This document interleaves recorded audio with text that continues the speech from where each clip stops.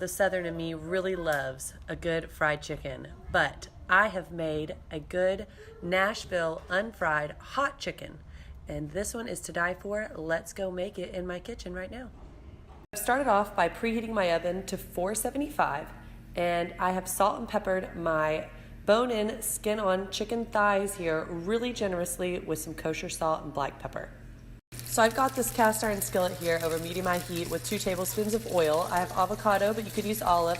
And I am placing my chicken thighs skin side down, and I'm going to cook them for 8 minutes, and just every now and then kind of wiggle them around. So since my cast iron isn't big enough, I'm going to do this in 2 batches so they get nice and crisp. And if you just kind of every couple minutes just move them around a little bit, they are less likely to stick to the skillet, but be sure you put plenty of oil so that doesn't happen. So this is the first batch of chicken breasts that browned for 8 minutes in that oil. And I'm doing the second batch now, another 8 minutes over medium-high heat. And then I'll show you what we're gonna do next in just a second. Okay, so that 8 minutes is up. I've crammed them all in there, and these are all going right into the oven. And I'm gonna bake them for 10 minutes.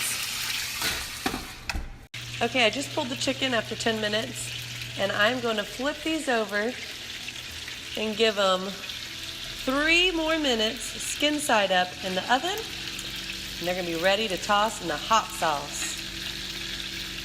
Okay, so while those finish up, I'm going to get started on my sauce here. I've just melted 2 tablespoons of ghee. I've got 2 cloves of garlic here that I minced up. That's going to go in there. This is over medium heat, by the way.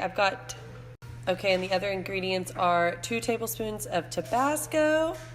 I've got a half a teaspoon of each cayenne, paprika, and chili powder going in.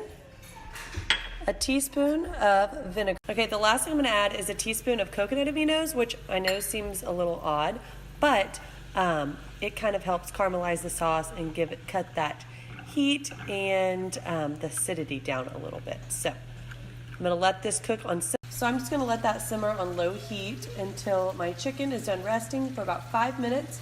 I just pulled it from the oven. I'm going to let it rest, like I said, for 5 minutes, and then I'm going to toss it in that sauce, and we're going to have some unfried chicken for about 5 minutes before I toss it in this sauce. And I'm just going to let this sauce simmer until I'm ready to toss it here.